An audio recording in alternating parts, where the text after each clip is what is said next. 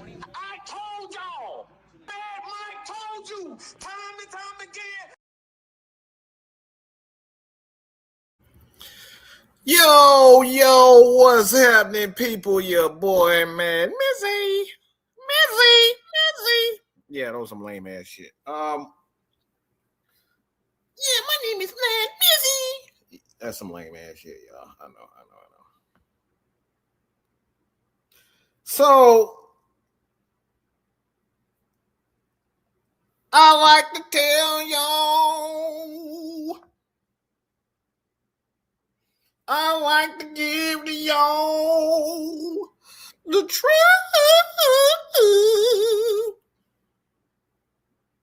I like to give it to y'all the truth. Yeah, this is gonna be an interesting weekday. Boy, we hearing all types of shit right now. So buckle up, bitches. It's gonna be a long one for you guys. An interesting day. So let me start off with this, and we'll get to that Falcon shit. But I saw something interesting on the Nizit. Not necessarily the Nizit, but I saw it on that your boy Shannon Sharp starting to kind of change his mind a little bit. They starting to find some chink in the armor. All of a sudden, all the chinks in the armor.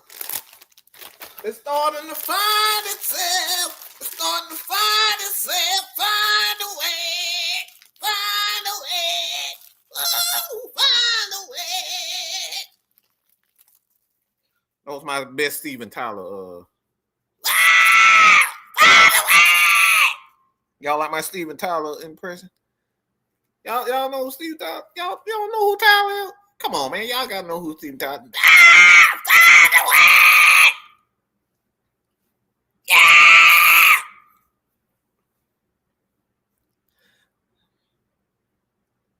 What about this? Welcome to the jungle. We had a fun game. We got everything. Whoa! Y'all know that song? Y'all know that song? No, that's James Brown, John.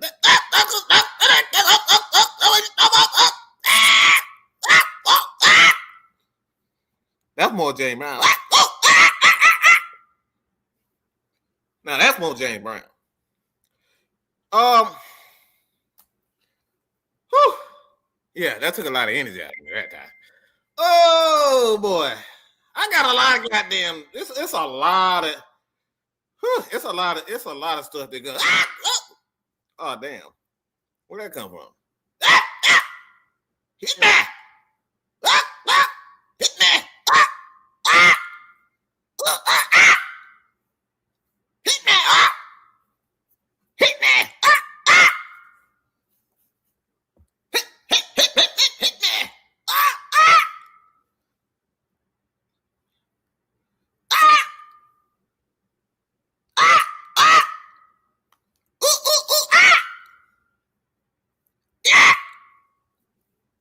Y'all don't like mine? I see y'all don't like mine. So let's get to it.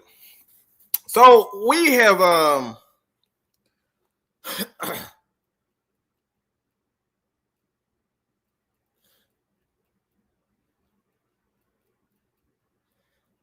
excuse me while do some maintenance and yeah, we're doing some maintenance right now. So there is a little bit of hitman. There's been a little bit of news surrounding your boy Lamar Jackson. So Lamar Jackson, a lot of people saying that he's a liability. Yeah, he's a liability right now. So and it's funny to me that all of this is starting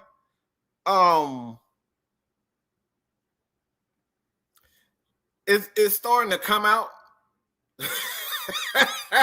It's starting to come out that now. No, I'm not okay. it's starting to come out that Lamar Jackson is you guys can check out the video for yourself on on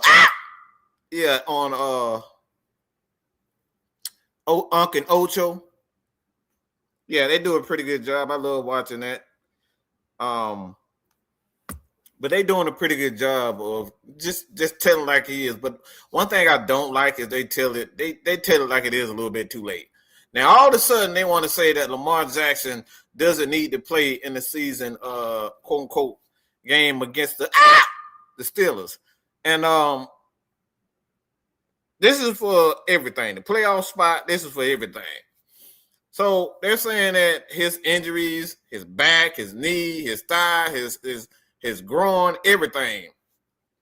They pretty much saying that they saying that everything that Lamar Jackson is doing is that he doesn't need to play, and they actually need to just play your boy I always get Tyler. I always want to say Tyler but Snoop.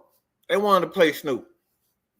So they should play Snoop and leave Lamar Jackson to get healthy. They believe that he's a liability at this point. And my thing is this is how I really feel. I think that he's been a liability. And to be honest, like I don't see a reason to stop right now. Like y'all have been lying. Y'all been lying about this dude's injuries for the last 2 years or so. Like Lamar is beat down. And we are starting to see it. Like we've seen this with a number of mobile quarterbacks. Like those hits that he is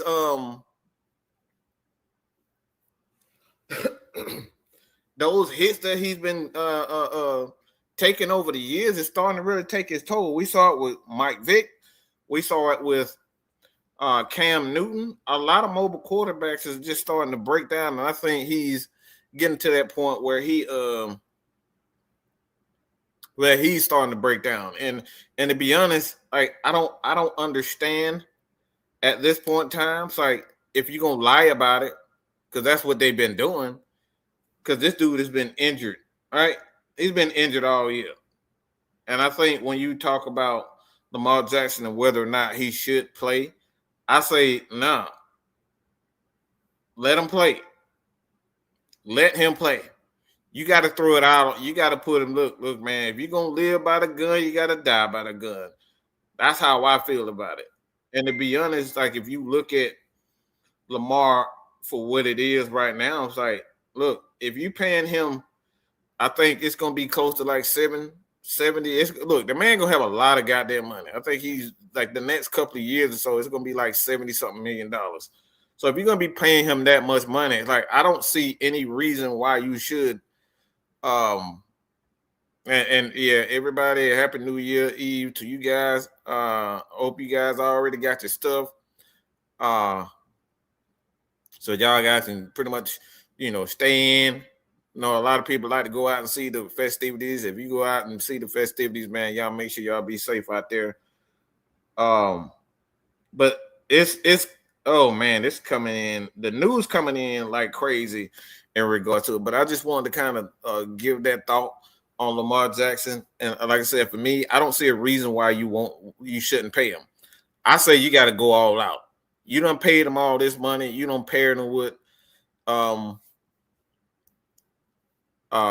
Derrick Henry at this point. It's like, look, y'all got to go all out. Like, no Patrick Mahomes there. All you got to do is get through the Denver Broncos. I think Denver Broncos are a serious team. I think the Chargers are a serious team. I mean, I don't necessarily think the Jacksonville Jaguars are a serious team, but you never know. They playing some pretty good defense. They playing pretty good offense. They playing. So I don't think it's a foregone conclusion at this point. Like it'll be easy for them. So like my thing is, I with these teams coming up and Sean Payton doing a wonderful job with that Bucs team, man, and then you got Harbaugh doing a wonderful job himself. Like I don't see a reason why he shouldn't Oh damn.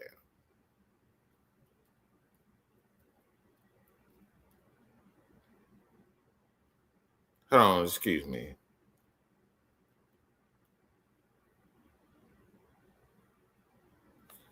Oh man.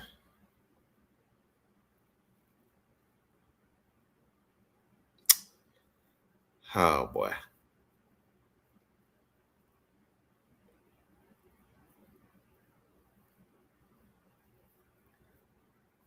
Oh man.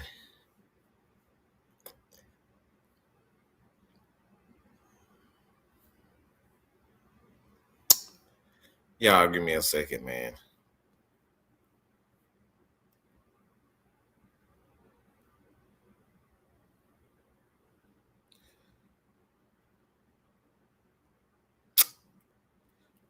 Oh boy.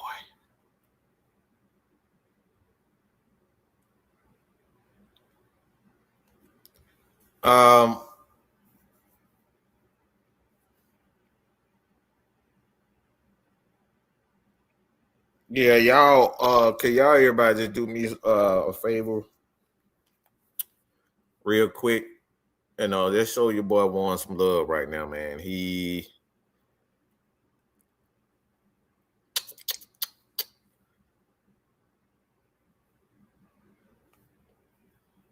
Yeah, Warren going through it right now. That's why y'all haven't seen Warren a lot lately. Yeah, he going through it right now. I don't want to get in too much detail, but just send some prayers out to him, man.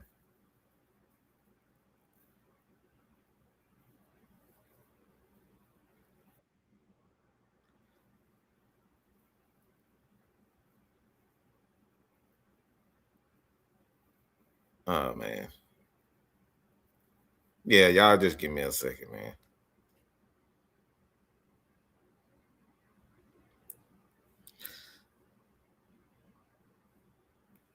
Yeah, y'all just give me a second. Just give me a second, man. I want to do something real quick.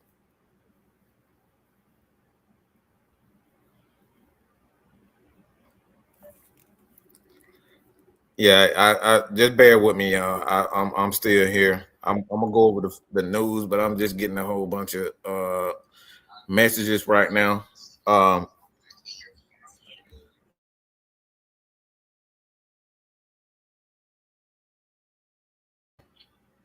uh, yeah, y'all just say prayers for. Let me try to get back on track. Um, y'all just say a few prayers for Juan out here, man. Like I said, he definitely going through it. So, uh, trying to gather my thoughts real quick. Um, mm-mm.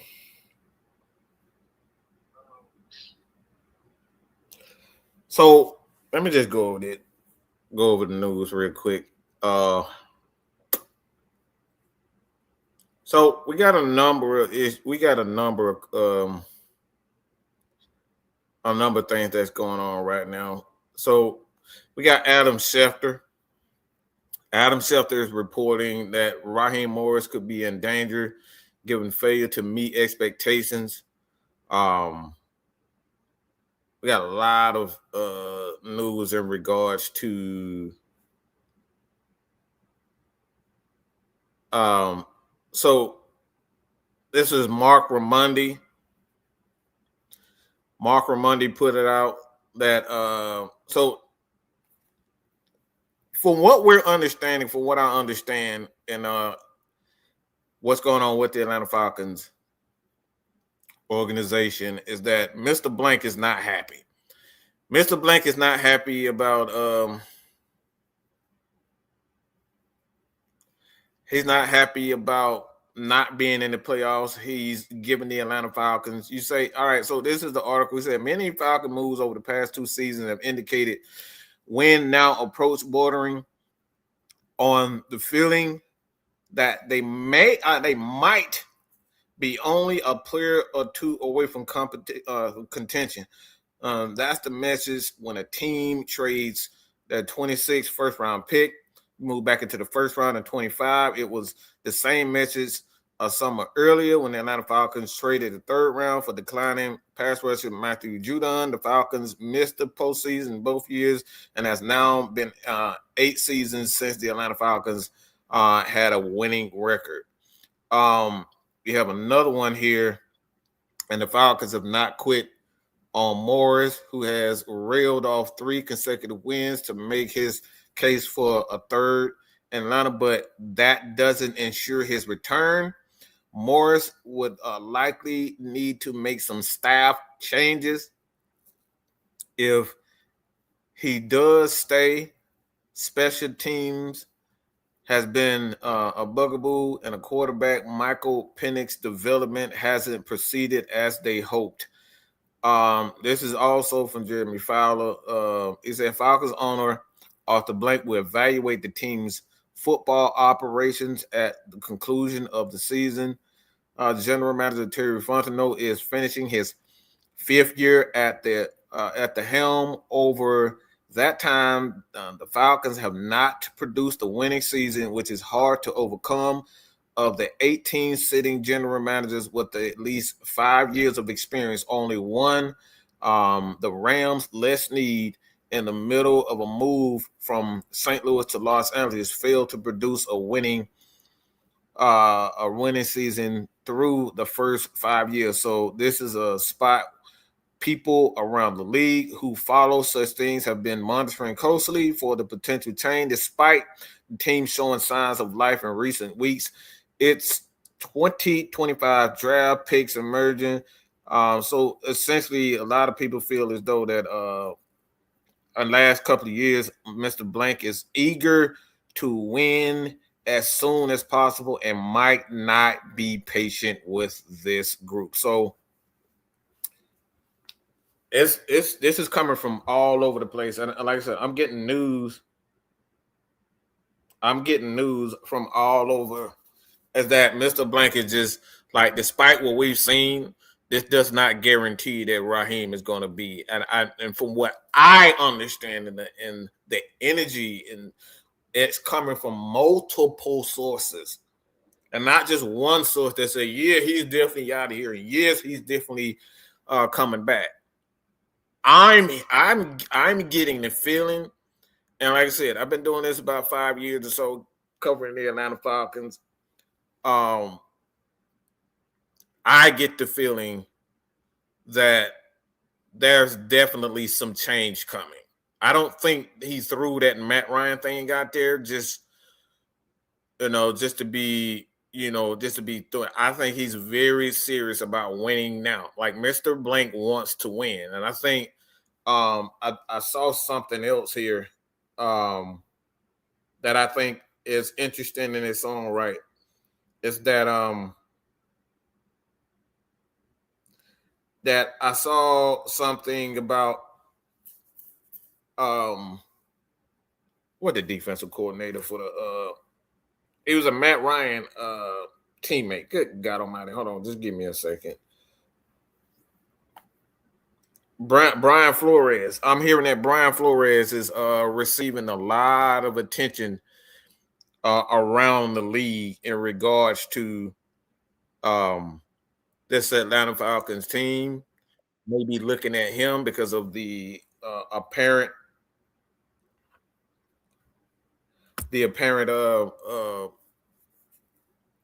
proceedings as far as the Atlanta Falcons making the necessary changes around him.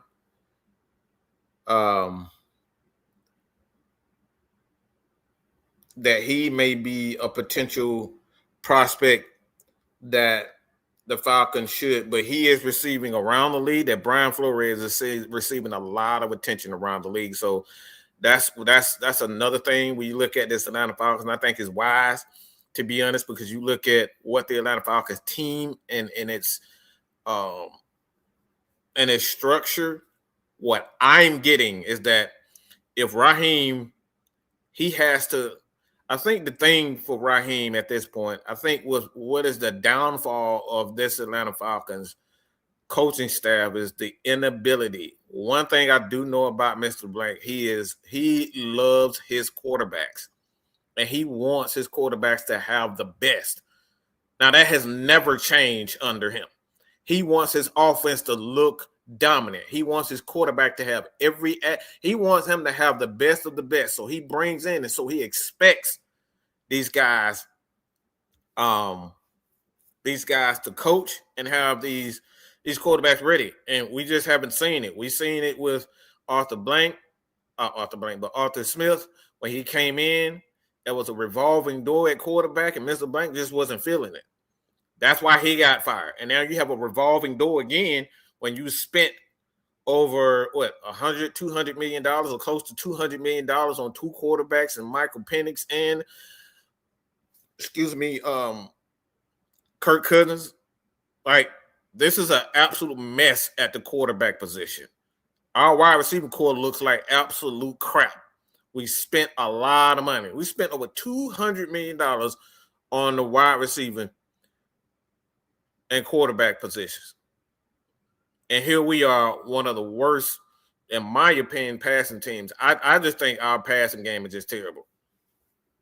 For the money that we spent and the talent that we have on this offense, I just don't see how the Falcons are getting. And I think that's one of the things that Mr. Blank is looking at, that he is not pleased with where the Atlanta Falcons are at the present time. And I think, I know we all like to give guys second chance because, they're seeing, but I don't think that matters anymore. Mr. Blank wants to win. And I know a lot of, like I said, do they look good? Like, they won. But I always say at this point, like, you got to look at the reason why they run. I don't even think it's a question as to why they won. And I put out a video about Ryan Clark, and he said, it's like, we said, AP, if you guys follow me on social media, like I said, don't just follow me on YouTube. Follow me on Twitter. Follow me on Instagram, as well as on Facebook at Michael Anthony Linson on Facebook.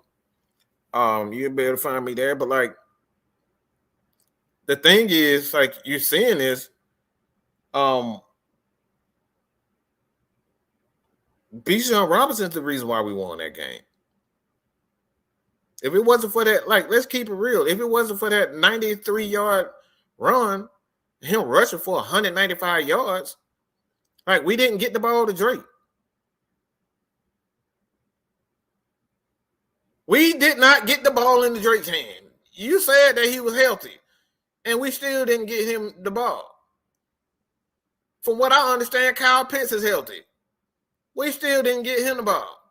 We got the ball in the hand of David fucking Seals more than we did Kyle Pitts and Drake London.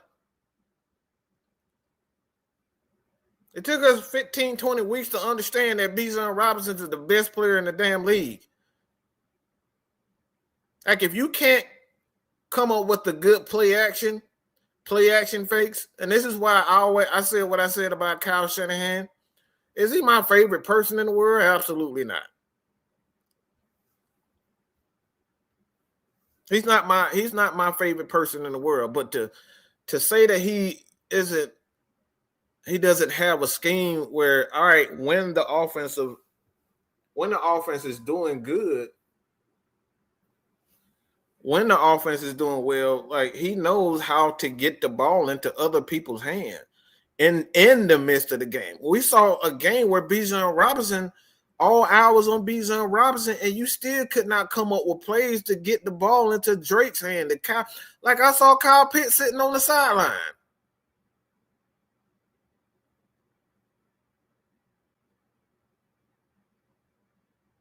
That doesn't bother you guys?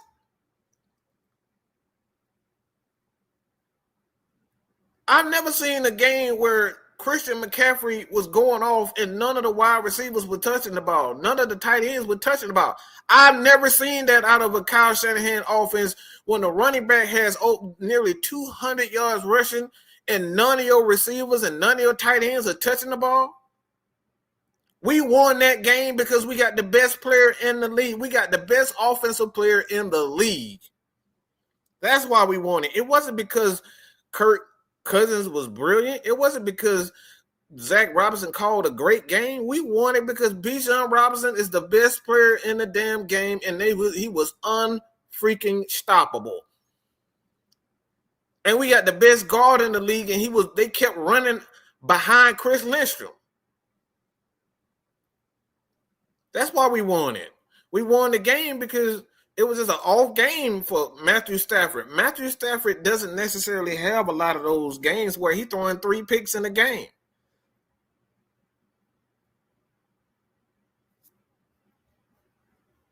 But we got to call a spade when the offensive coordinator can't get the ball into his playmaker's hand.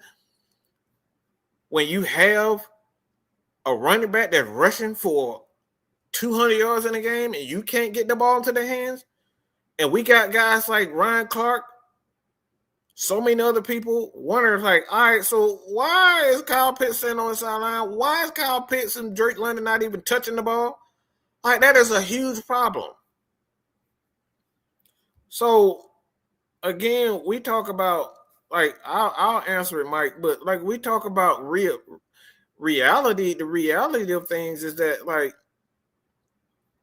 it's a problem when our offensive coordinator can't get the ball into everybody's hand in the course of a game. Like, he can only call plays when something is going good. When somebody's going good, he can only do one thing at a time.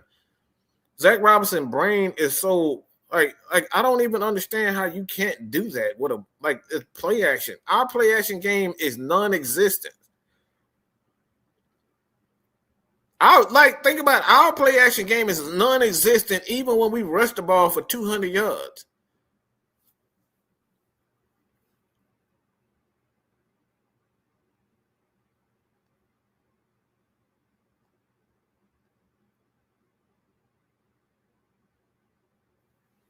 That's a problem, man. So when it all comes down to it, man, like it's hard, man.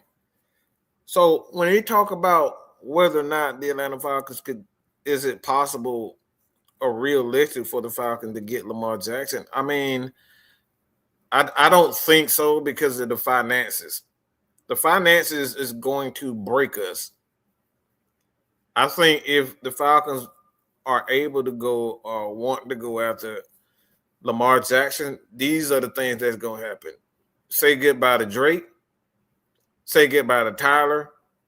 We got to find a way to keep Matthew Bergeron. We got to find a way to keep Jake Matthews here. I don't know if we're going to be able to keep Jesse Bates. You know, being that we have a Xavier Watts who's shown that he is one of the next big things as far as a defensive back and a playmaker in the secondary. Like, he's showing that. I don't think financially it's doable for the Atlanta Falcons now. Can we, draft a little better? But like the way we've been drafting a few years and we're not seeing the necessary results as far as development is concerned, I think that's a huge risk that the Falcons cannot take at this moment. Back then, it was far more likely the Falcons were able to do that when the news came out about Lamar Jackson, possibly teams were looking to trade for him. Like, it was far more doable then, but like now, I think it's pretty much a done deal in regards to the Falcons trading for Lamar Jackson. I don't think it's doable at this point. Not to say it's impossible, but you just got to give up too much in order to pay him.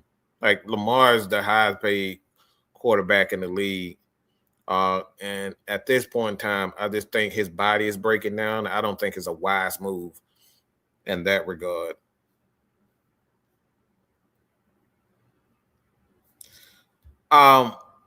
And I've seen this time and time again. It's like Kirk Cousins, if you just look at the numbers, If I could find that, but like if you look at the numbers that he's getting, their numbers are damn near identical. The numbers for Kirk Cousins and Michael Penix in the last few games or so are damn near identical. As far as yards, touchdowns, interceptions, it's damn near identical. So the idea that the offense looks so much better with Kirk Cousins is just not true. The numbers are damn near identical. The only difference I see in this offense is one thing, two things. They're giving Bijan the ball. They're giving Bijan the ball. Let me say that again. Okay? They're giving the Bijan the ball more often early. They're giving Bijan the ball more often in the third quarter. But they're giving Bijan Robinson the ball. That's the difference in it. And if I can throw another caveat in there, it would have to be the Atlanta Falcons are doing more with their formations. But even with their formations, they like you saw them have a lot of 13 personnel, but we've abandoned the 13 personnel to go right back to the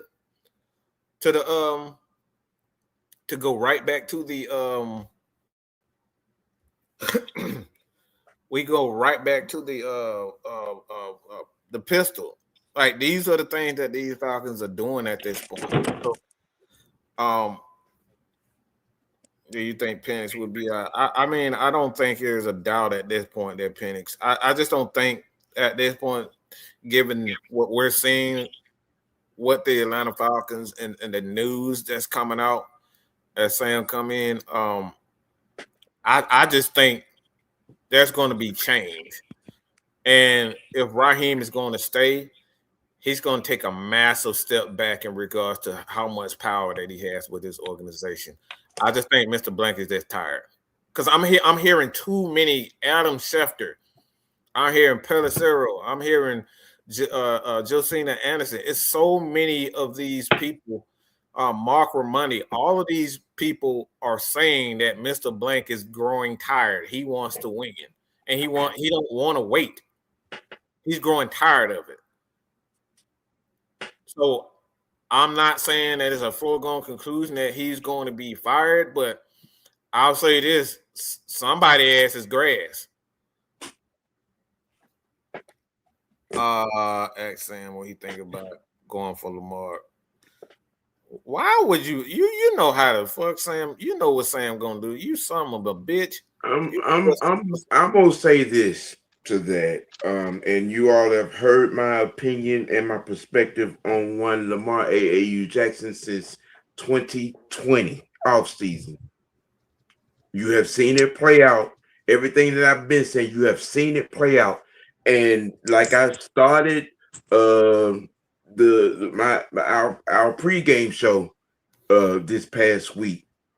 Yeah. And the out and out pornographic ass kissing to not have any accountability to this man. Everybody wants to say he's the greatest dual threat ever. I'm sorry. I've seen Fran Tarkenton, Roger Staubach, Steve Young, John Elway, Randall Cunningham. I've seen better leaders, quarterbacks.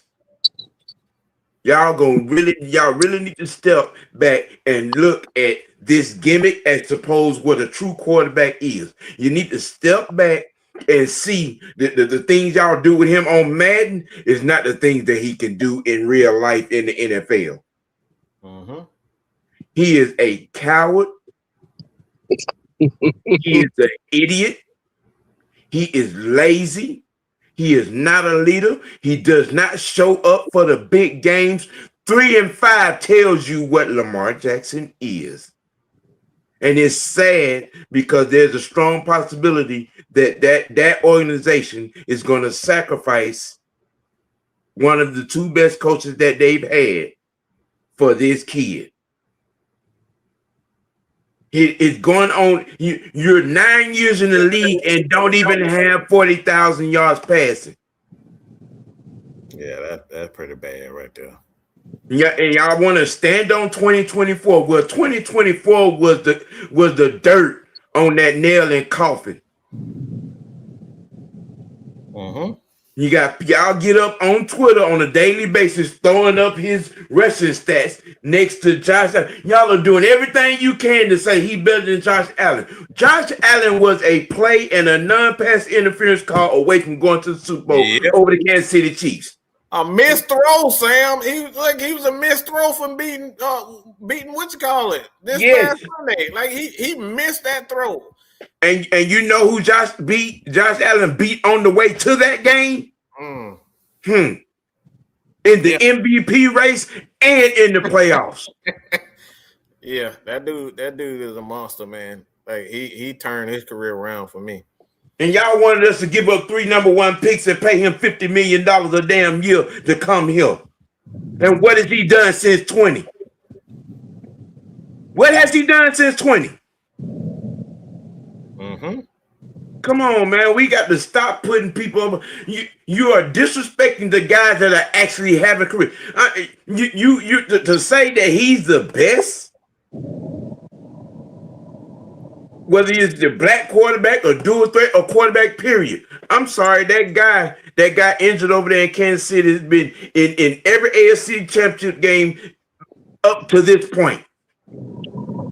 He's been to 5 Super Bowls. Where is Lamar Jackson's signature moment?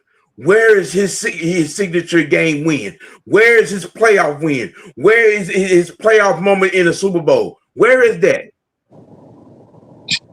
The fact that Brock Purdy and Jalen Hurts, who are not even top 15 quarterbacks in this league, has been to Super Bowls, and he ain't. And their teams are built exactly the same. Hey, it's quite. And we get the K style. It's quite possible that you see a Bo. You could see a Bo Nix in the Super Bowl before he do it. The way they playing, the way the Broncos are playing right now, it's like listen to the mere fact that you it's a strong possibility to see a Bo Nix and Sam Darnold in the Super Bowl before Lamar Jackson. Shut up.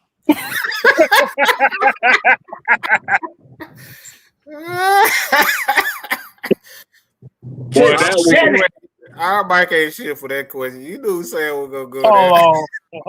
Hold on. So what you mean to tell me that it's a possibility that you could possibly see 2 teams in the Super Bowl that was involved in the Russell Wilson trade that allowed them to get both of them? Yes. Yes. Come on, man. What is it going to take for y'all to see and understand? This dude at 9, this is 9th year in the league. Let that sink in. 9th year in the league, and he don't even have 40,000 passing yards. But y'all standing praise is 2024. 1 year out of his career passing for over 4,000 yards. And you think that is elite?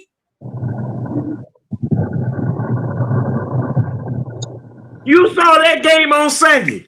You saw that Baltimore game on Sunday. The King Henry got the ball 30 times, which he should get every damn time. But the reason why he don't is the motherfucker that was standing on the sideline. Because he wants to be Super Inspector Gadget.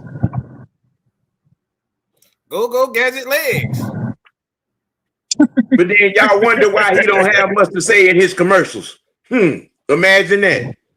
All right, K-Style. So, like, we hearing a lot of noise around Mr. Blank. And like I said, even Adam Schefter is getting in. He's like, the Falcons going to make changes. Like, it's not even a secret at this point. We're hearing not only Adam Schefter, Rappaport, Josina Anderson, Schultz, like a lot of people saying that it's not a foregone conclusion that Raheem is safe because they won games against like the bigger picture. And that's why I was like, I have been hesitant to really say whether or not he's going to stay or go because we don't know what Mr. Blank is thinking. So with that being said, with a lot of these quote unquote sources, and the source of the source, Adam Schefter, saying some changes in Atlanta. It could start with Terry Fontenot and go down to all the way to Zach Robinson.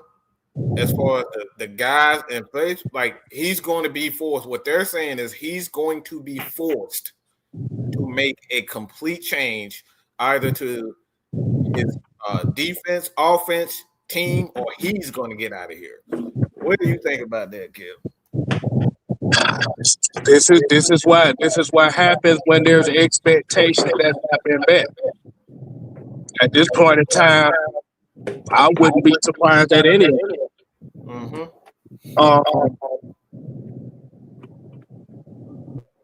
Like you said, you got to think. Even with Terry Fontenot, Yep. 2021, 2022 were throwaway years. You just had to skate by those years with the limited amount of resources you had. Third year, you get the resources. You still get the same result. Now, by public opinion, head coach fired. Bring in a new head coach. It's the same thing. Mm-hmm. So, like you said, at this point in time, if you flip coaches and getting the same results, but now you're more closer to cap hell now than you was in 2023. Mm-hmm. Yep. It just comes down to the expectations. The expectations for the Atlanta Falcons when Raheem Morris got here was the team was expected to be a playoff contending team. They were just missing one piece at the quarterback position. Mm-hmm. And unfortunately, the Falcons have fell below expectations. Now, like I said, the popular consensus will be, well, Arthur Blank gave Arthur Smith 3 years, and he fired him. Well, actually, he gave him 1 year of expectations. As I go back. You gotta go back to that word, expectations. Yep, that's right. You absolutely 100% right on that. Got 1 year of expectations. He got thrown out the building. Raheem Morris had 2 years of expectations, and we're sitting on the couch during playoff time. So essentially, the short term, what I'm saying is, this team was expected to be a playoff team for the past 3 seasons, and ain't shit worked. Mm-hmm. So if Terry Fontenot may be one of those guys that might have to get the boot, it is what it is. That's the business side of things. But that's the thing too, Kev. It's fucked up because he done brought in like you said, really Terry Fontenot's biggest upheaval is the Kyle Pitts over Justin Fields pick, or Penny Sewell, who however the hell, and the Kirk Cousins contract. And like you said, both of those didn't pan out.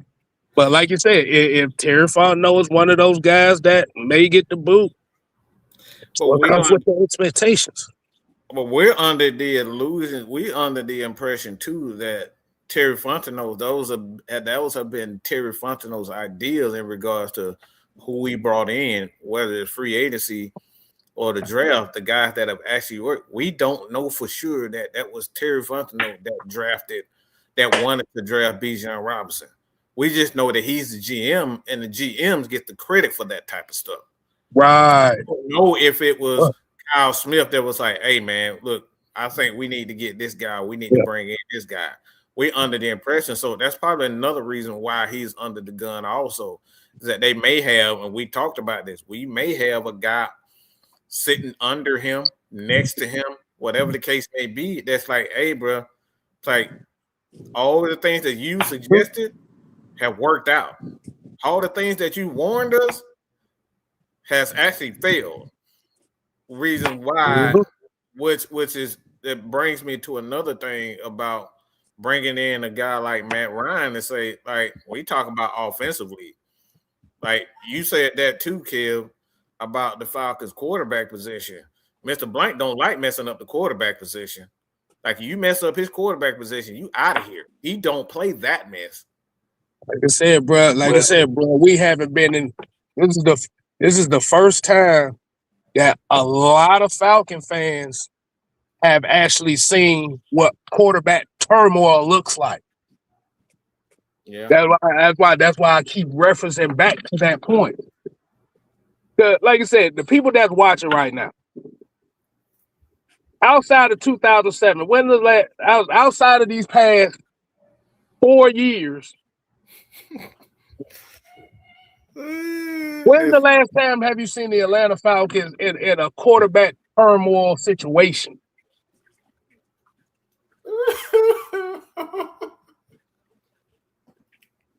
That's a question. That's a question that I want to ask the people. Yeah. I'll leave that to the people. I already know the answer, but Yeah. I want y'all to answer that. Keyshawn said he grew up in the Matt Ryan era. You know me, never seen it.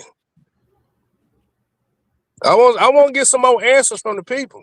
When's the last time that you've seen the Atlanta Falcons in a quarterback turmoil situation that they're in now? John said the past 3 years is my only reference. Well, as a person that has seen every quarterback from June Jones to now, you know, we told y'all, you know what I'm saying, when everybody was hollering for change before Matt Ryan got up out of here, it's gonna be a lot that happened, and it's gonna be painful. Mm-hmm. Since Matt walked up out of him, it's been what, 5, 6 quarterbacks, 5, 6, something to that effect. Matt Ryan is the last quarterback we didn't have that actually started all 17 games in a single season. Yeah. Just think about that for a second, y'all. Let me put that into perspective. Matt Ryan is the last quarterback missed 3 games in his entire career here. He missed 3 games. But that's why I'm talking about. That's why I'm talking about with the turmoil of the position, because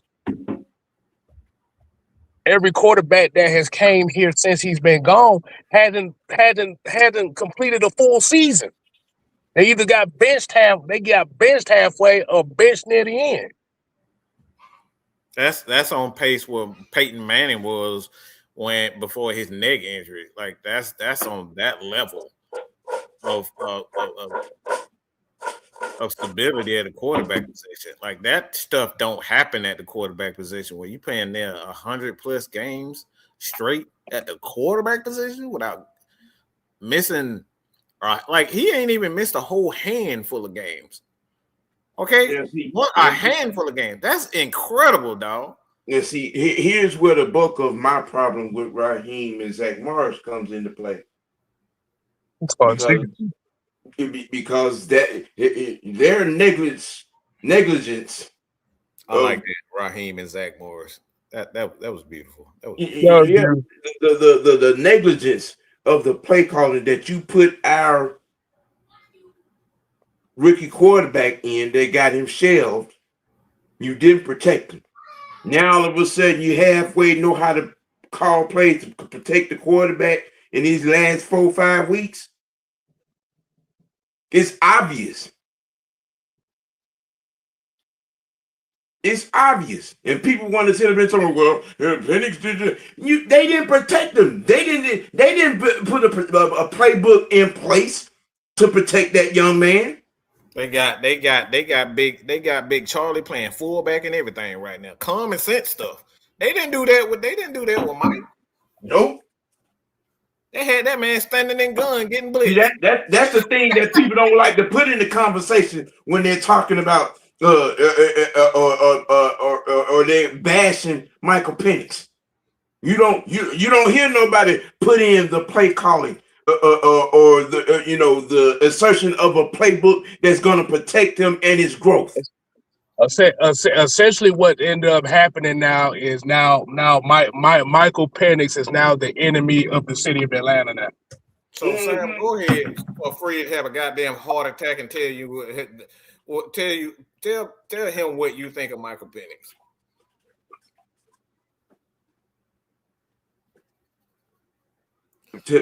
Say what now?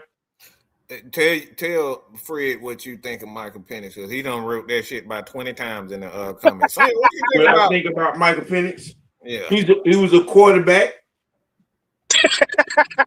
He's a quarterback.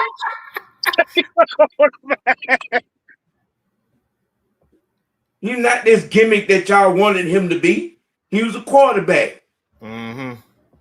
And had they called plays like they've been calling for the last 5 weeks, he'd still be playing, and we probably would be a playoff team. We didn't run crossing routes with Kyle Pitts until Kirk Cousins came in. Sabotage! And like I said, man, y'all keep y'all prayers out for Warren, man. I had to kind of get myself together right now and work some I'll let Warren tell the news right now. But he going through it, so just keep Warren in y'all prayers, man. Yeah. You had to think about it. You had to think too. They mixed up like you said. You mixed up the formations. Mm-hmm. We're doing all that now. We got single back formations and bunch sets to the right side. And you can tell the fucking fix was in, because the first thing they said after that first game with Kirk, well, Mike wasn't comfortable under center. You never put him under center. My question to that situation is, if he wasn't comfortable under center, who the fuck working with him to play under center? Cam! Who the fuck working with him? Yeah. What did I do to you when we first? I keep telling this story over and over again. K-Star said he wasn't comfortable doing the show. I said, don't worry about it. I'll lead. You follow my lead. I work with Kel. I work with Sam. That's what you're supposed to do. Develop talent. That's supposed to, you're supposed to develop the weaknesses of said players. Like you said, if Penix can't play under center, that's what your quarterback coaches are supposed to do. So my question when it comes to this now is, what the fuck is DJ Williams? Mm-hmm. That point. Because if Penix has been on this team, in this system, you had a whole rookie year. You know what? Where he sat most of the year. He only played the last handful of games. What the fuck was you doing the whole year? You know what? I was seeing something that kind of made me want to punch his motherfucking throat in. That bitch been awfully smiley on the motherfucking sidelines with Kirk Cousins. Have y'all noticed that shit? I was, trying to get to that. Giggling, he been laughing, he been partying and shaking his thing and everything. Again, certain shit's been obvious. Certain shit's been obvious. Now all of a sudden there's balance in the play calling. Now all of a sudden the coaches are coaching. Come on now. But the thing about it too is, when Easton Stick played in the preseason, they weren't even in. They were in the pistol majority of the time anyway.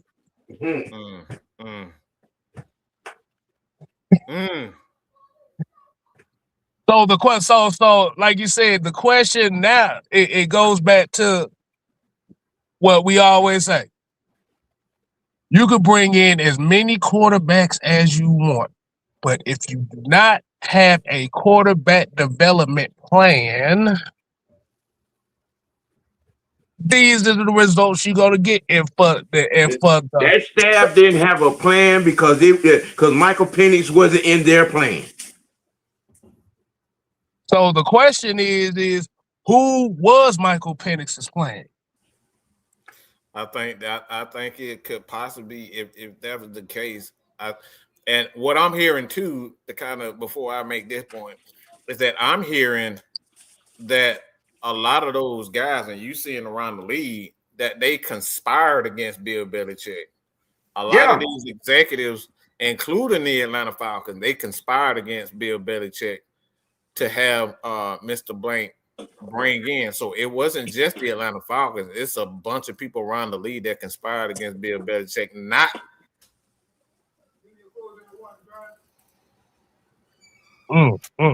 They conspired. They conspired against him to not have him join the Atlanta Falcons. And then, and Kev, you kind of said something. I don't know if it was you or Dunn, but you kind of said the point was, all right. So what's the point? What's the point of conspiring against Bill Belichick if your ass was going to come in with a weak ass plan to begin with and get your ass fired within 2 years? So it was just pure hatred, or y'all just didn't want the Atlanta Falcons to have a taste of success. It's a combination of a lot of things. Mm-hmm. You think about it from the standpoint. This is not true at all. This is not, Bob Kraft did not warn him. That's a fucking lie from hell. He did not say that. He went to Bob Kraft for a blessing, okay, to hire Bill Belichick. This is not true at all. I don't seen this a time and time again. Mr. Bill Belichick didn't say anything negative and had not said anything negative about Bob Kraft since he was let go as the head coach of the Patriots. He have not said anything negative. And I'm talking about Bill hasn't said anything. What he said that this turd that we got as our CEO has been talking shit about him. That's what Bill Belichick said.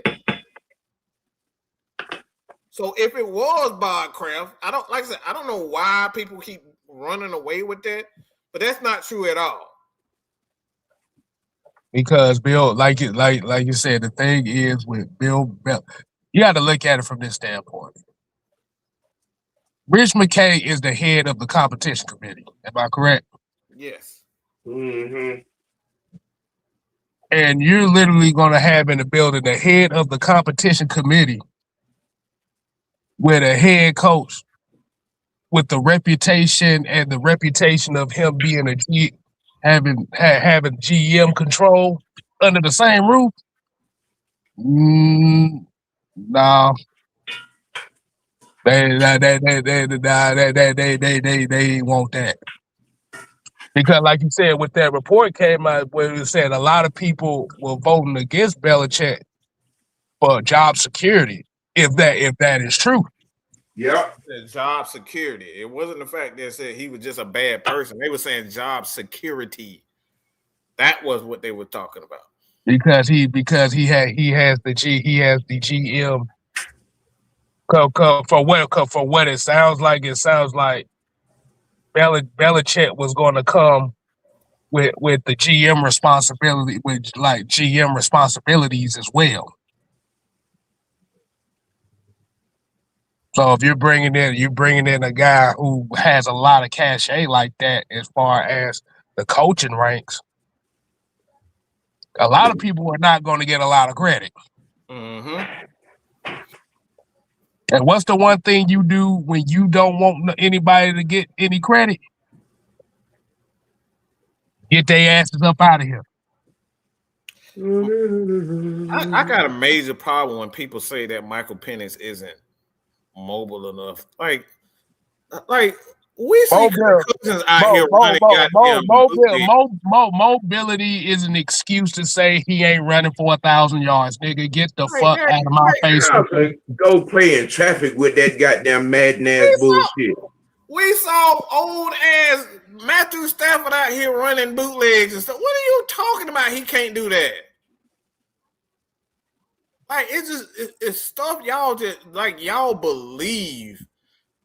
And then we see older guys. We when you talk about an old beat up Matt Stafford out here running bootlegs and running to the right, running to the left, and you trying to tell me that Mike Penix can't do that?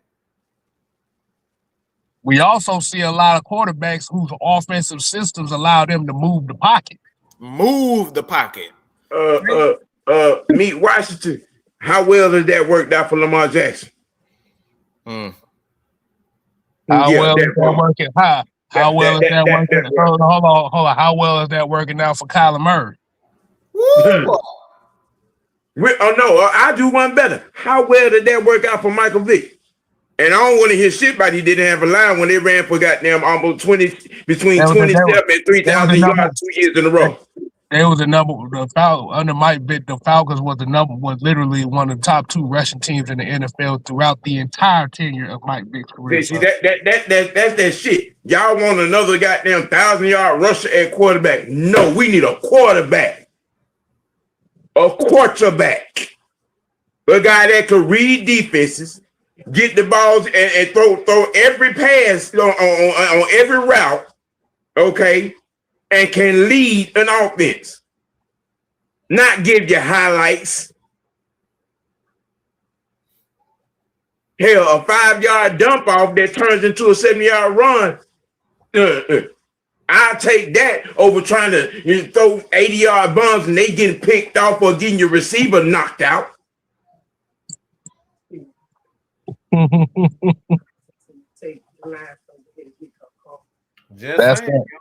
That's the thing. We when we're talking about mobility from the quarterback, I think a lot of people get it confused with being able to manipulate the pocket and being able to scramble for yards when necessary. Confused with motherfuckers that run the ball 15, 20 times a game. You don't have to keep a look. Let me explain something from because I played cornerback, I played wide receiver, and I played quarterback.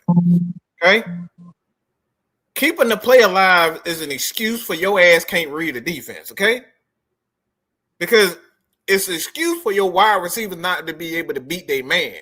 That's what keeping the play alive means. Okay, because if your wide receivers can't get open under 2 seconds, then he's not a good wide receiver. If your quarterback can't get the ball out of his hands under 3 seconds, then that means he can't read a defense.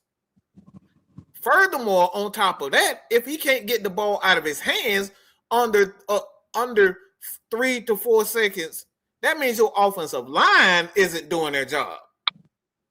Okay? So all that keep the play alive means your offense in its entirety ain't doing their fucking job. That's a fucking excuse to talk about keeping the play alive. Because what we see, to even bring this home even further, what do we see off the time when guys say when they got 5, 6, 7 seconds in the pocket and they still can't get open? That means your wide receivers ain't doing their job. Hence, the same problem that Baltimore's having. They wide receivers can't get open. So that's why you see Lamar Jackson running around because his wide receiver, he can't read the defense and his sorry ass wide receivers can't get open.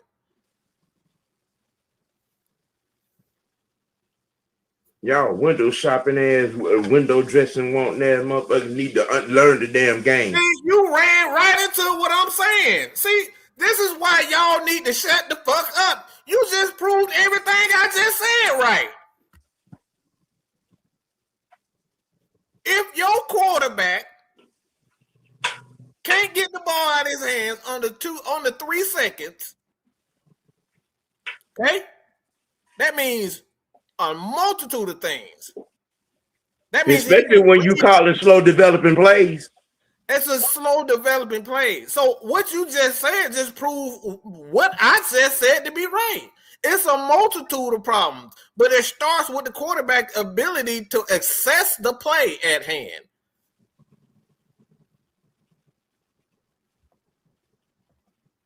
Yeah, I approve what he's saying. Boy, you are a crack baby, okay? Crack ain't good for y'all, okay? This is your Extending brain on plays is drugs. not the same thing. Extending plays don't mean, because if you extend the play, that means you running backwards for your life, okay? You running sideways. That means if the quarterback is running sideways, that means I mean, technically, because usually extending plays involve you running away from the offensive line. yeah, running away from the offensive line. That means your wide receivers can't get open and you can't get the ball to the wide receiver. Like you said, if you're extending, because I'm trying to look at that standpoint. So if you extend the play, you're not extending the play in the pocket. Yes. You're going out the pocket. Inside the pocket. Wait a minute. We're going to stop this. We're going to stop this. Hold on, Sam. So if we're talking about, let's look at the concept of what extended the play is. So when we talk about extending plays, we're talking about making something happen out of nothing, right? Or making something happen when things ain't going right. Mm-hmm. Am I correct? Okay. So this is just food for thought. I got a first grade education here. Like you said, so in order to extend the play, you have to move outside the pocket, which means you're outside of the realm of the offensive line. Right.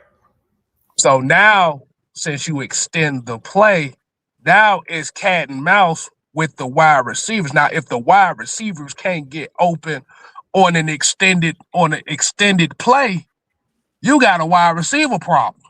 Yes. Because everything now is throw them up, bust them up at this point. Yeah, become playground football.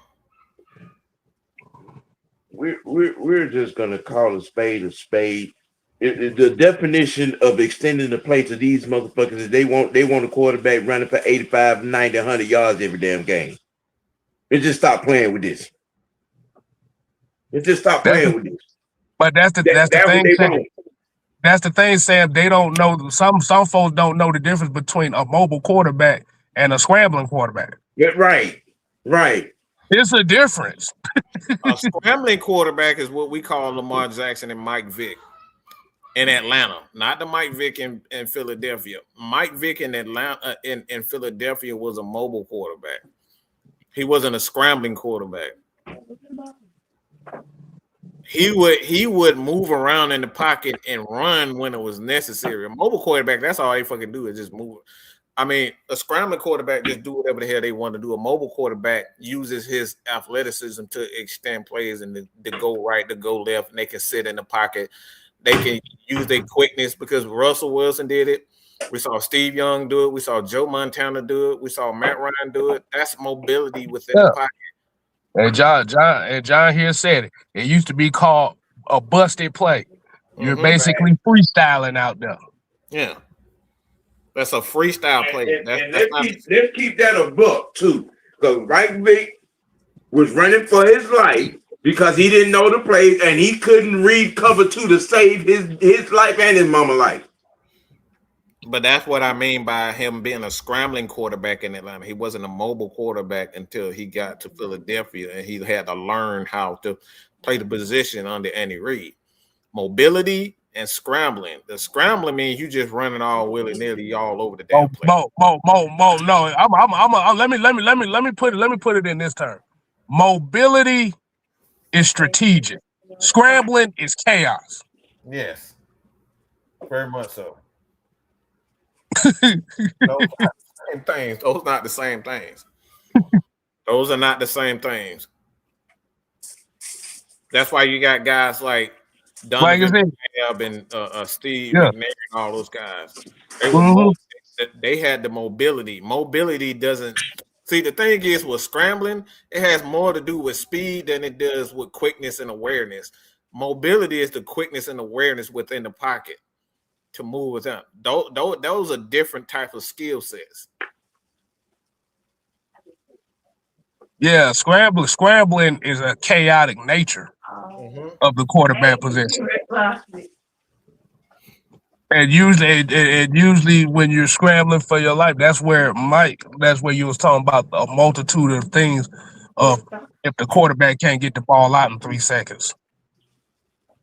But if you have but if you have a guy who is one read and take off, that's a scrambling quarterback. That's chaos. Right. If you have a guy who 1, 2, 3, okay, it's not there. Let me make something happen. Like I give you an example. CJ Stroud is a mobile quarterback. Yep. Dak Prescott, a mobile quarterback. They have to run when they need to. Y'all want motherfuckers that run because they want to. Like that guy in Baltimore. Because if you see Lamar, he'll stand in the pocket, stand there, and then he'll count to 1,000, 2, 1,000, 3, 1,000. Then he runs to the right. If Mark Andrews ain't open, he running. That's it. That's it. But in order to take a scrambling quarterback to mold him to being mobile, you have to have the right quarterback coaches for that. Yep. You got to have the right coaches for that. Because like using Mike Vick, for example, Mike Vick down here was not expected to be nothing more than a sideshow freak. Facts. All the running that he was doing, that was for entertainment purposes. That was his only expectation down here. All that excitement that produced 3 horrible turnovers in the NFC Championship game. Shut up. But like I said, and that's why when you see interviews with former players and stuff that played with Mike Vick, wide receiver wise, and even Mike Vick himself said it himself. I didn't take it serious. I didn't take the quarterback position as serious as I should have. That's because you, like I said, Dan Reeves was here. That's another story. But what Dan Reeves was gone, like I said, him himself didn't take it serious. No, you can teach mobility. You can't teach that scrambling shit. That scrambling shit is just first nature. That's first nature shit. Yeah, that's for that that's like you going out to the park and you playing football and you always got that one motherfucker who at quarterback. He don't do nothing but run. Can't throw worth shit. Yep. You can teach mobility within the pocket. You can teach those types of things. That's what happened with Brett Favre. Brett Favre was just a chaotic motherfucker, but they had the same thing with even Aaron Rodgers. They taught him how to become a mobile. Oh, hell, Patrick Mahomes was a goddamn chaotic ass quarterback. Yes, he was. Still is, actually. Yeah. He is. Like you can teach mobility within the pocket. You can teach patience within the pocket. Well, and then like I said, and you also have pocket mobility, being able to maneuver and feel the rush and be able to move in the pocket. That's a certain type of mobility. That's Matt Ryan and that's Tom Brady. They were mobile with their Jim Kelly and John Elway. Yeah, that's what they were in the pocket. Like those are things Rogan can teach you. Drew Brees, like he's an undersized guy. Like Drew Brees is like a Drew Brees. Yeah, like those guys small. I think he was barely 6 feet. Drew Brees was. Man, they lying on the damn. Drew Brees might have been 6 feet. Mm-hmm. Like Doug Flutie was 5'10". Lying in the playbook. He's 6 feet tall. Well, if y'all don't stop y'all bullshit. I mean, this right here, a quarterback, a wide receiver for quarterback. I mean, that's essentially what we had with Peerless Price and Mike Vick. It was a nightmare because all Mike Vick wanted to do was run around and not throw to his wide receiver. Michael Vick destroyed Peerless Price's career and stumped Roddy White's growth.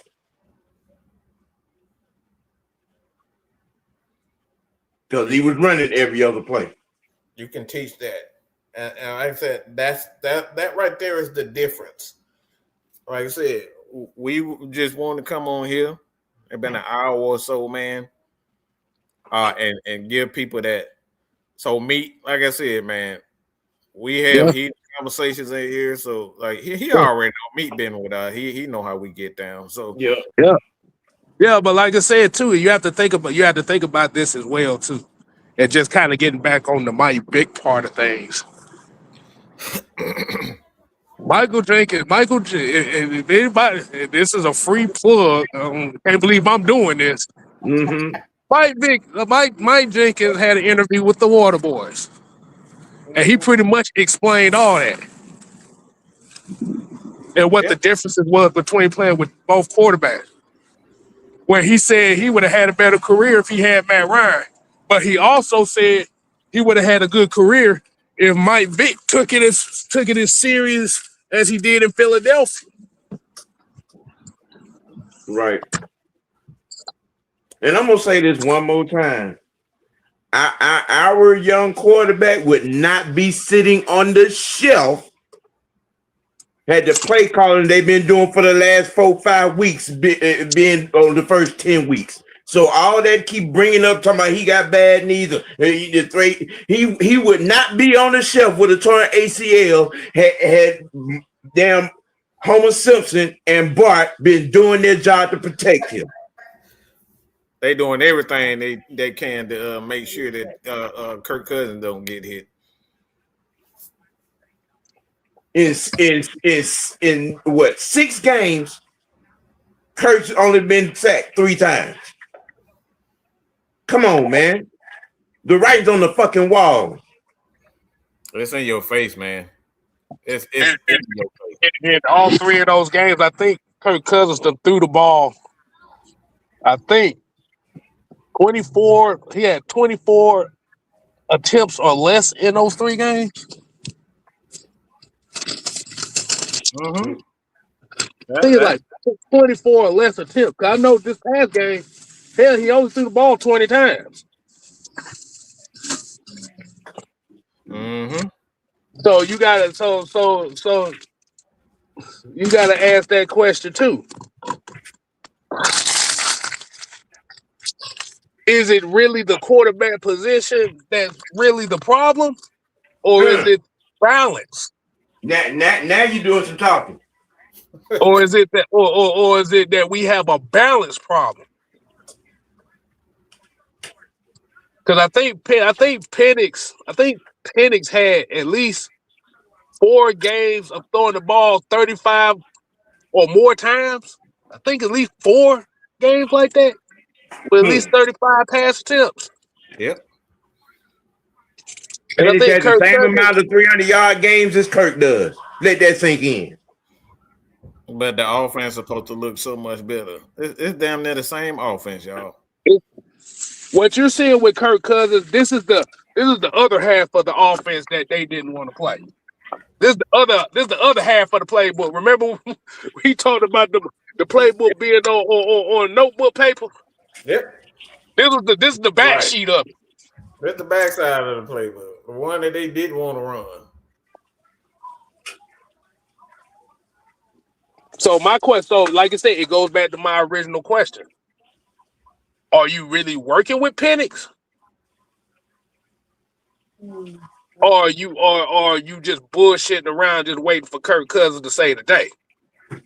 Go back and look at all the tape. How many times did they have 3 tight ends set up on the field for Michael Penix? Ooh-wee. And y'all really want to have this conversation now? Let's get real about it. How many 3 tight end sets did they call for Michael Penix in them 10 games? I'll wait. Here's the better question: how many crossing routes did you see them running with? How many crossing routes did you see running with anybody outside of Drake London? We didn't even see crossing routes this past game, y'all. Y'all didn't notice that? We went right back to the same routes we did before. David Seals was the leading receiver for the Atlanta Falcons this past game. They had the motherfucking mitigated goal that said this is a up and coming wide receiver. How the fuck you get less than 30 pass, less than 25 passes? Wait, hold on, I missed that part. Wait, say that again. Oh, they did ass said that. They did ass said that he like this is an up and coming wide receiver that they really believe in. Yeah, they said that. They just starting to give Bijan the ball, and they still messing that up. Like it's like, bro. Wait. Whoa. I did ask her that. We gonna do the Jay Uso thing. Rewind. Yeah.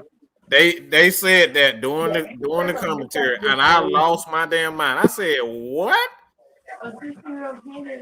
They said that David Seals was the up and coming wide receiver that they really believe in. Troy Aikman said that bullshit. Troy Aikman, yeah, it was Aikman who said that. Troy Aikman said that bullshit with a straight face. Yep.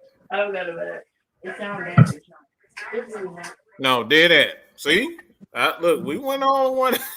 Yeah, he said that. Mm-hmm. That dude barely touching the ball every game, 1 or 2 times, and they saying stuff like this. I like to lost my damn mind. I said, what the fuck are you talking about? He ain't even touching the ball. He out there running half circles. He ain't even running a whole circle before somebody like he wide open. He like that big fat kid that run by the 5'9". You just say, all right, just go that, and I'll eventually get you the ball. That's who he is. Ain't nobody paying attention to the fat dude who can't run. Ain't nobody caring about no damn David Seals. That's why he's always open. The fuck? So damn near 500 offensive snaps with almost less than 20 receiving yards is a promising wide receiver. Yeah. That's it. Lord. Mm-hmm. They said that. So we are we going on tonight for the heavy hitter game? Yeah. We gonna do our before New Year's joint. Mm-hmm. You know, it's Saints week. Yeah, y'all gonna get about an hour and a half, 2 hour break with 2 hours, 2.5 hour break, and then the tea will be on. Mm-hmm. So we ending the see that kind of comment make you want to snort a line right there. Mm-hmm. Yeah, when I heard that, I said, I know they got to go. Mm-hmm. When you're praising 20 catches on a season, bro, come on, man. Bro, you get up out my face. That's what you finna do. You finna get them all the way out of my goddamn face. Some David Seals. David Seals ain't he barely Chris Hogan. What are we talking about? Do they even know 17 catches on the season? That dude got 17 catches on the season, bro. 17 catches on the entire season. And 500 snaps on offense? Yep. Nah, bro. Nah. That. Yep. And lead the team in drops too. Yeah. Nah. Yep. I mean, it's so bad. This is how bad it is, bro. You know how many Darnell Mooney, how many more catches he got than him? How many? 12. He got 12 more catches than David Seals. David Seals got 17, and he got 29.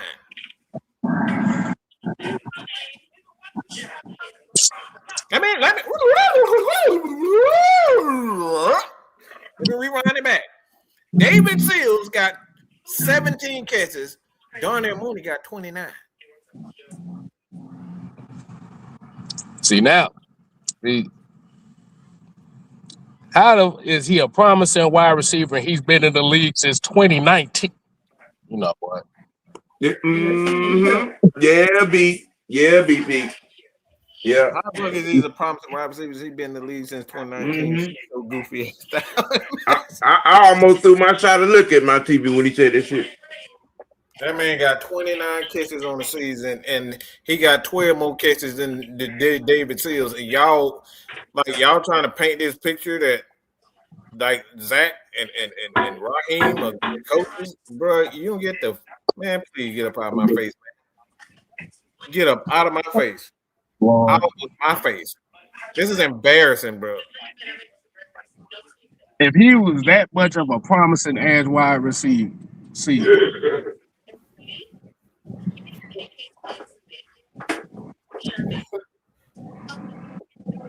This shit is hilarious. This motherfucker put up less yards and less catches than Aldrick Robinson did the Super Bowl year. Yep. You know what? How many more passing yards he got than Charlie Warner? Oh, he got way. Football to Charlie. They just say you go there and you just stand there in the corner. That's what they do to Charlie. They don't even throw to Charlie. I think he got less than 5, if I'm not mistaken. And four of them he got 2 weeks ago. Yeah, Troy.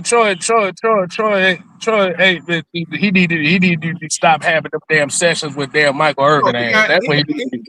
He got 8 catches on it. Charlie Warner got 8 catches on the season. Mm-hmm. That's 9. That's 9 less than they. You know what? Yeah. 9 less than they. Yeah. Uh-huh. Now if you would have said, okay, he got about 30, 35, maybe 40. We talk about a completely different story. Mm-hmm. Like they all so predictable. It's so predictable. They know when Charlie Warner in the game that chances are they gonna run or he gonna block. That's it. It ain't even a threat. But I'm tired of depressing our Falcons fan. Let's play the rest of it. You gotta think about it. It's almost to a point. You got Bijan Robinson is leading this team in receiving yards. Damn near. He close. Yeah. That's right. That's bad. That's bad, bro.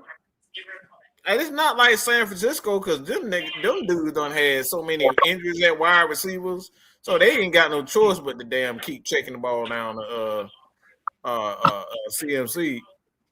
Like we got our wide receiver, we still checking the ball down with them.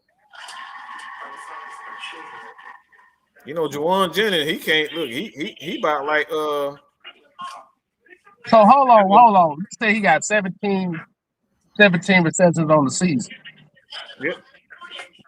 So he actually had a season best this past Sunday. Oh my God! Shut up, kid. Shut up.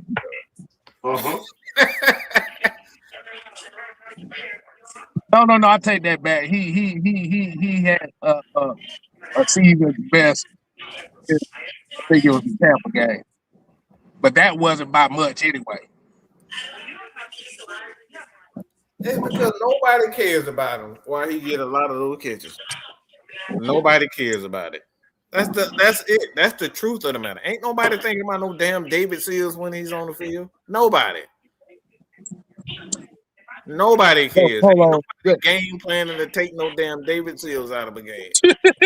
He said, Jerry, hold on. This funny right here. He said, at least when Don Marin said some crazy things on Monday Night Football, we can blame it on he had a few drinks before the game, during Yeah. and after. Yeah. I can't believe Troy Aikman said that wild ass shit. Yeah, he said it. With a straight I was face, like, he did. wow. Y'all really trying to paint this picture, ain't you? Yep. From And David Seals.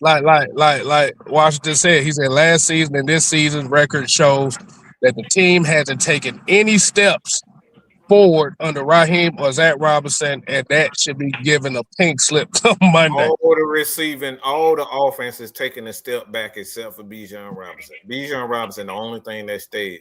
Even Tyler Allgeier's numbers is dipped. Sound better when you say it. Just saying, man. Like it's right there. It's right there in your face, bro. So that look, go ahead and get your last take, Kev, and Sam will like I said, we'll get Sam gonna be Sam will hit first, and then we'll end off the year with our heavy hitters. Today, tune in. We win sports tea. New Year's Eve, where we will be discussing where King Henry sits in the running back GOAT conversation. And we will be discussing Sam Darnold and the Seattle Seahawks. Does the road to the Super Bowl really go through Seattle and Sam Darnold? And how many folks in Minnesota gonna get fired for not keeping Sam Darnold? Oh, and don't miss this week's Sports Tea Dummy of the Week. Tune in, y'all. 5 o'clock at rush hour.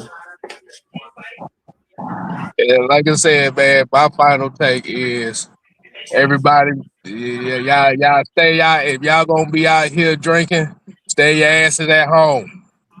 Yes, please. And leave them Like you damn said, monks alone. Leave them goddamn monks alone. Let them walk in peace and stop acting like some niggas out there. Damn. Motherfucker can't even walk in peace without staring them like they're fucking sideshow. Ain't no goddamn Billy Goat. He's a human being, motherfucker. who is it?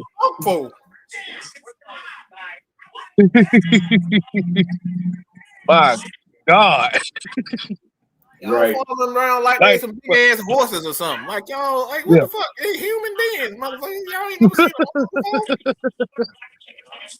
them. But I say this just pertaining to the Atlanta Falcons. It's like you said, it's just another season of failed expectations. Unfortunately, the idea that a lot of the Falcon fans have had for how this team was going to play out this year, rather than Michael Penix, rather than the win-loss record, outside of the special teams blunders and shit that we done seen all year. I think everybody just want to see a complete team. They want to see a team that's, like you said, just to give some hope on. I think people are just tired of having the hope, and then some dumb shit happens that destroys it. Even just this past game, we had another special teams blunder. Block, field goal, return for a touchdown. Which adds to the many special teams problems that we done had all year.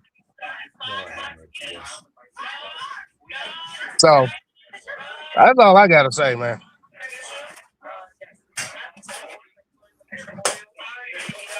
And that right there is the bottom line. Happy New Year, everybody, man. Like I said, be safe out there. You gonna drink, you gonna party. Stay your ass home and party, man. Like, and hell, if you feel like you done had too much to drink, please take a damn Uber. All right, please take a damn Uber. Don't be out here drinking and driving, man. And if y'all gonna have parties, gonna have a party tonight. If a motherfucker get too drunk, don't kick that motherfucker out and make him drive home or her. Right, right. That's all we got, man. Like I said, stay tuned for the lineup. We're gonna finish the day off proper. Like I said, join us.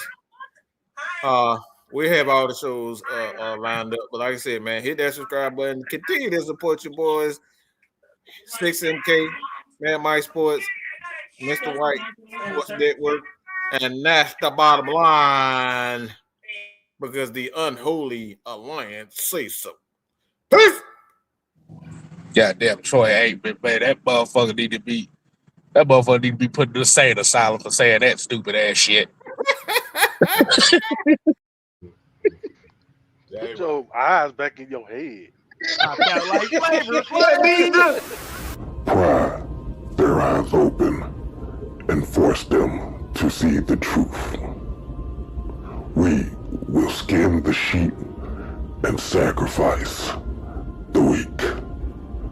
The unholy alliance has arrived.